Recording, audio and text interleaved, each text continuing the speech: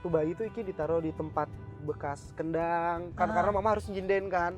Jadi ditaruh dulu di pinggir terus mama nyinden. Oh gitu. Ya. Oke, kalau gitu kita buka dulu sesuatu yang di kotak ini, terus baru nanti kita ngobrol-ngobrol. Oke. Oke. Sekarang Ya tenang aja, bukan it's not a prank, bukan prank. cukup kau di sampingku.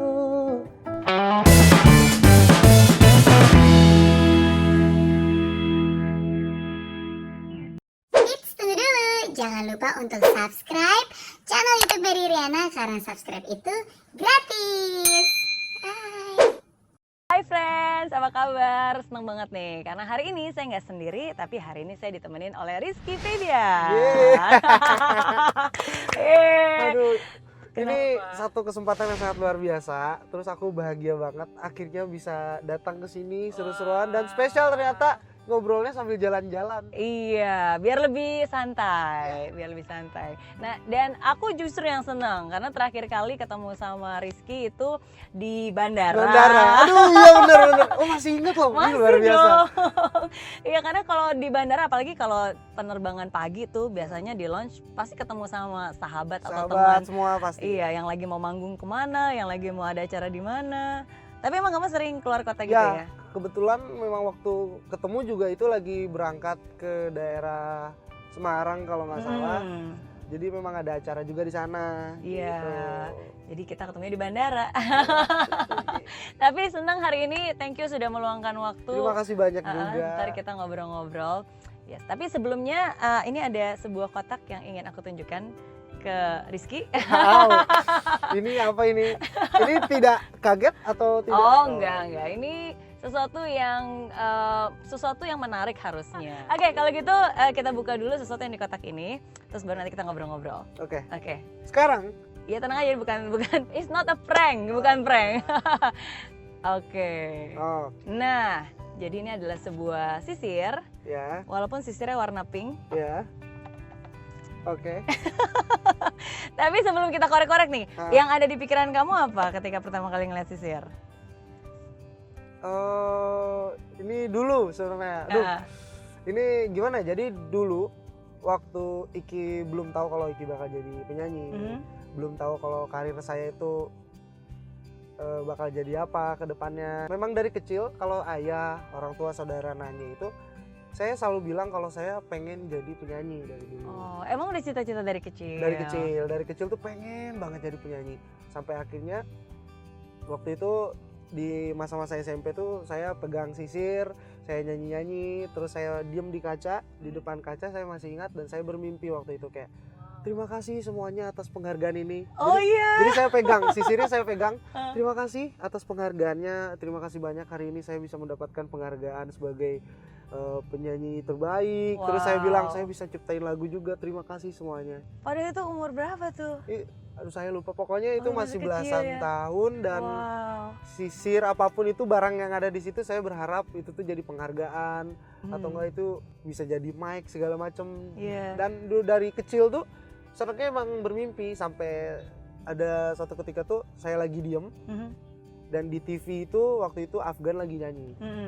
Afgan lagi nyanyi ditonton sama ribuan orang di tempat seperti besar pokoknya di indoor yang bener-bener bisa menampung banyak orang.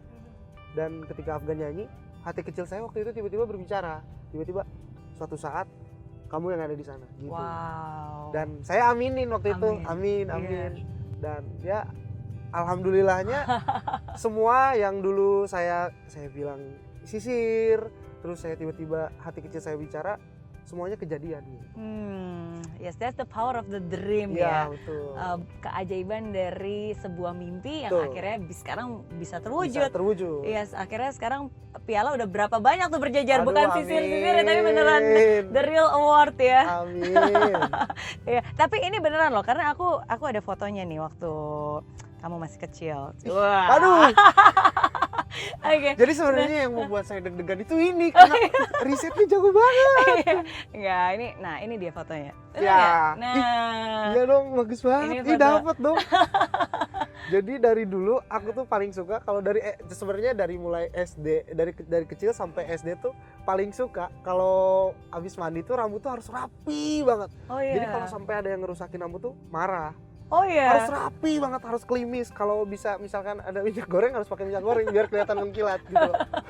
Dari dulu, cuman nggak tahu kenapa setelah SD udah jadi kayak mungkin ya Biasa. karena puber segala macam jadi malu lah segala macam. Iya, tapi ini foto keren banget loh. Ini klimis abis. Iya. Dan gayanya nih gaya bener-bener penyanyi cilik, artis cilik. Tapi aku ada cerita uniknya juga. Kenapa? Jadi dari kecil kalau misalkan mau difoto mau itu sendiri ataupun berdua atau lebih, saya tuh harus difoto di pojok. Jadi kayak di garis tembok. Karena dari dulu tuh nggak tahu kenapa takut kalau misalkan foto nggak di situ terus kayak takut. Oh iya? Ya, Dari kecil udah tau angle-nya gitu. ya. Kenapa harus Nggak tahu paling dari tinggi kecil ya? tuh nggak tahu kenapa harus bener-bener di pojok tembok aja. Oke. Gitu. Dan kebetulan memang udah banyak orang yang tahu juga gitu loh tentang Iya. Iki kayak gitu. Jadi pas tadi pagi Mhm. aku ngepost foto dan enggak sebenarnya. Aku foto pas banget di garisan tembok itu juga. Jadi kayak ada yang ngingetin gitu tadi juga. Oh iya. Udah kebiasaan dari kecil Dari berarti kecil ya. gitu. Tapi kalau dari kecil kamu emang udah punya cita-cita pengen jadi penyanyi, terus udah wah gaya banget seperti itu. Apa karena pengaruh ayah memang sudah di dunia entertainer, makanya kamu juga jadi pengen terjun ke dunia entertainer? Sebenarnya kalau ditanya seperti itu karena mungkin satu memang darah seninya nggak bisa dibohongin, benar-benar turun dari orang tua. Karena mama memang ke Karawitan, memang sinden Sunda dulunya. Begitupun ayah sekolah di Karawitan tentang seni tradisional, dan dari umur 4 tahun 5 tahun saya udah disuruh lomba nyanyi. Iya, dan juara sekampung katanya. Waduh, tahu banget, waduh, luar biasa. Tapi itu saya dibohongin sebenarnya. Masa? Jadi waktu disuruh ikutan lomba nyanyi antar kampung itu, saya diiming-imingi, nanti itu nyanyinya 10 orang, jadi vokal grup. Oke. Selama seminggu menuju ke pentas itu, memang latihan tuh banyak kan, saudara nyanyi bareng-bareng. Tapi pas di hari nyanyinya, saya benar-benar nyanyi sendiri di stage itu benar-benar sendiri. Cuman bagusnya di umur segitu tuh saya sudah ada pemikiran seperti ini. Ya udahlah, marahnya nanti aja. Kalau udah kelar, udah menang baru marah. Wow, Gitu. dewasa banget. Nyanyi lagu apa inget gak? Aduh, dulu tuh nyanyi lagu Sunda. Aha. Aku masih ingetnya tuh lagu Sunda dan judulnya tuh Si Itok. Jadi dulu tuh ada lagu Sunda terkenal banget di sana. Judulnya Si Itok, menceritakan tentang kayak dia anak nakal, terus anak nakal yang nggak pernah nurut sama orang tuanya, kayak gitu. Dan itu akhirnya membuat kamu menjadi juara sekampung waktu Ya, itu ya. waktu itu. Seneng nggak jadi juara? Ya pada waktu itu tidak senang karena saya kebagian nyanyi paling terakhir. Terus saya tuh sampai ngantuk-ngantuk nggak boleh tidur sama ayah. Jangan tidur dulu, bentar lagi nyanyi. Ayo, bangun. Iya. Udah, ini baru berapa? Oh, baru kesekian peserta katanya. Udah mau ngantuk. Jangan, ayo diajak ngobrol, diajak main-main dulu kayak gitu. Setelah dari situ pun Iki sering diajakan sama mama sama ayah ketika mama manggung. Iki ditaruh waktu bayi itu Iki ditaruh di tempat bekas kendang karena mama harus nyinden kan. Jadi ditaruh dulu di pinggir terus mama nyinden. Oh gitu. Ya, terus di tempat gong gitu kan, gong dibalikin terus kayak aduh nggak ada tempat ditaruh di situ sama mama. Masa? Iya, sama mama sama ayah ya, karena waktu pada zaman itu ekonomi pun kan susah kalau buat nyewa babysitter lah atau kan nyuruh orang buat megangin itu nggak ada. Jadi memang kemana-mana mama harus bener-bener mama yang megang ataupun ayah yang ngurus, jadi kayak bener-bener ditaruh. Jadi itu juga mungkin yang mama sangat Iki bersyukur tuh, itu juga yang membuat akhirnya Iki peka akan musik gitu, seni lah. Karena dari sejak kecil loh, bayangin udah ditaruh dan dikelilingi oleh musik ya berarti. Tapi nggak mudah sih sebenarnya, walaupun kamu punya bakat, walaupun kamu suka, jadi suka dan bisa, dan apalagi juga ada orang tua yang juga betul. udah berada 1, 2, 3 langkah di depan. Ya, betul. Tapi bukan berarti semuanya tuh mudah-mudah aja ya. Tidak Enggak sama ya? sekali, Enggak, tidak sama sekali. Prosesnya panjang, makanya saya hanya bisa tersenyum ketika orang-orang di luar sana tuh hanya cuman ya elah gampang orang dia tinggal masuk, ataupun ya elah ya kan cuman tinggal gini aja Iki mah udah bisa. Makanya saya cuma senyum aja dan cuman hanya bisa membalasnya dengan ya suatu saat saya akan membalas dengan mungkin karya atau prestasi.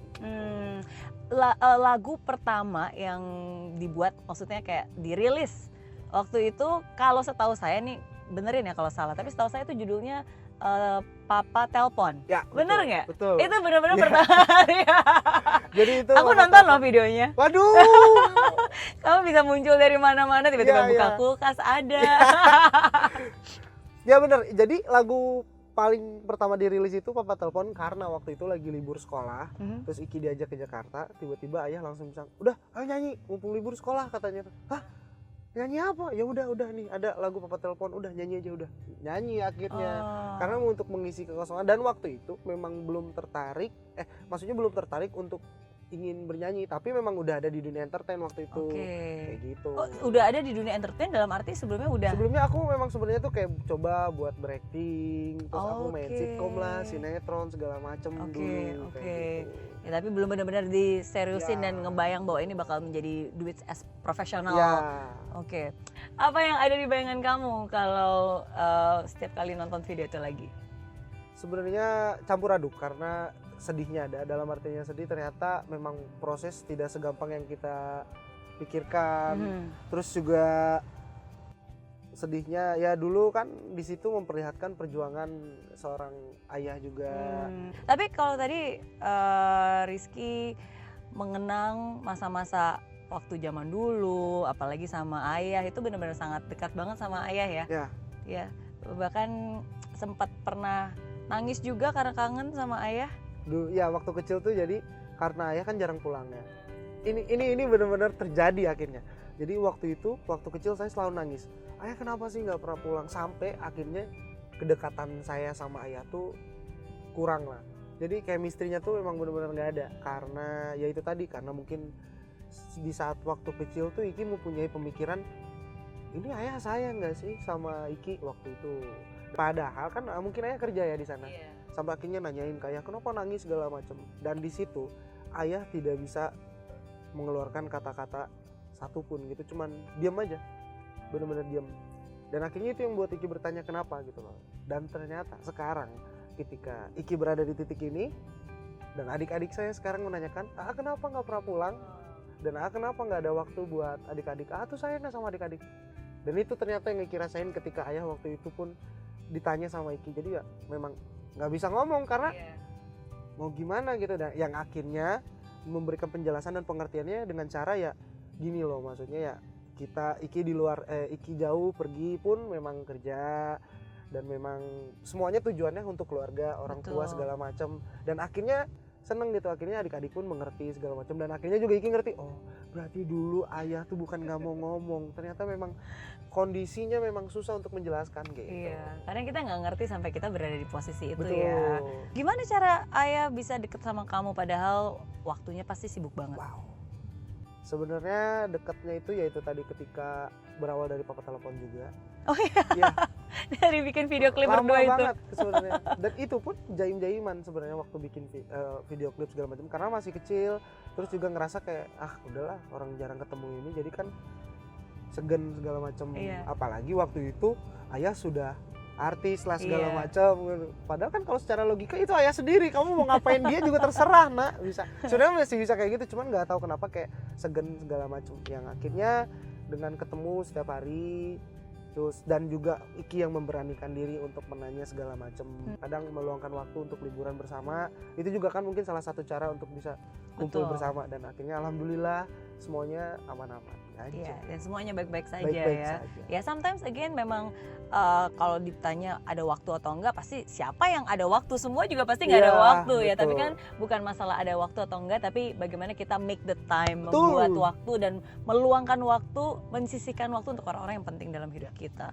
Oke. Dan sambil menunggu balik, nyanyi dong, boleh nggak? Boleh dong. Boleh aku bawa gitar loh sebenarnya di sini.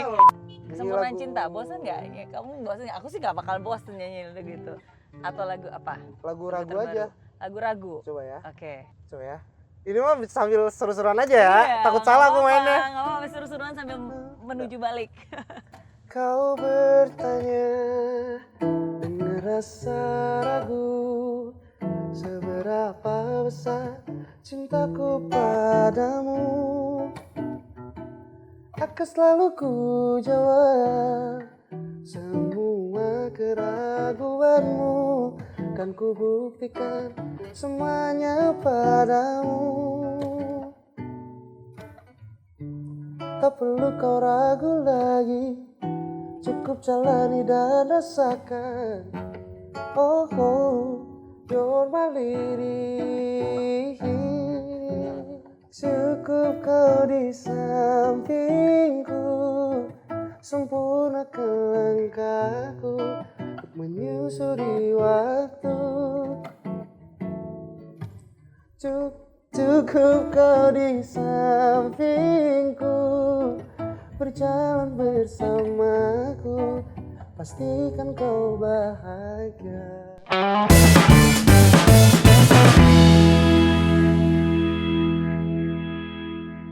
Kayak lagu menari, aku nggak lebih dari sejam bikin lagu itu. Hah, yang bener. Beneran. Kok bisa? Tapi setelah itu